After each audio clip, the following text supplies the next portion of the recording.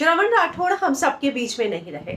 हालांकि ये बात वाकई में बॉलीवुड में एक बहुत ज्यादा दुख की लहर लेकर आई है, क्योंकि किसी को पता नहीं था कि श्रवण अचानक से उनकी तबीयत खराब होगी और वो हमारे बीच में नहीं रहेंगे।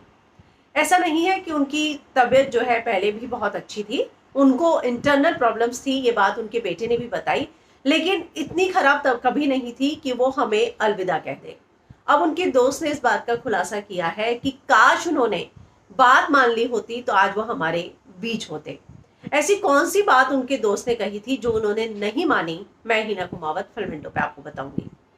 आप सभी जानते हैं कि उनके बेटे ने आज एक इंटरव्यू भी दिया जिसमें उन्होंने बताया कि वो, उनकी माँ, छोटा भाई सभी को कोरोना पॉजिटिव आया है और उनके पिता जो है 4 धाम की यात्रा करके आए थे। कुछ दिनों पहले ही वो कुंभ भी गए थे और आने के बाद उनका कोरोना पॉजिटिव आया। हालांकि उन्होंने साफ साफ कहा कि मैं ये नहीं कह सकता कि कुंभ में जाने की वजह से उन्हें कोरोना हुआ, लेकिन वहां से आने के बाद उनकी तबीयत थोड़ी बिगड़ी और बाद में उनका कोरोना पॉजिटिव आया। अब उदित नारायण, जो कि उनके बहुत अच्छे दोस्त थे, उन्होंने कहा है कि उसने मुझे कुंभ से कॉल भी किया था और बताया भी था कि वो कुंभ में है। मैंने जो है वो बहुत खुश लग रहा था, उसने बोला कि वो कुंभ में है।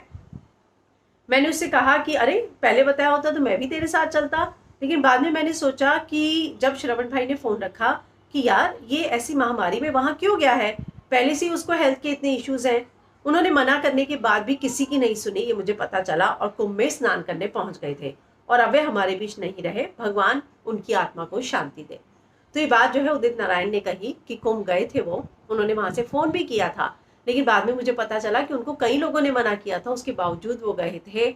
और इस बात का मुझे आज भी दुख है कि काश उन्होंने लोगों की सुन ली होती, दोस्तों की सुन ली होती, तो वो हमारे बीच होते। हालांकि जो होना था वो हुआ, लेकिन हम यही कहेंगे कि भगवान उनकी आत्मा को शांति दे।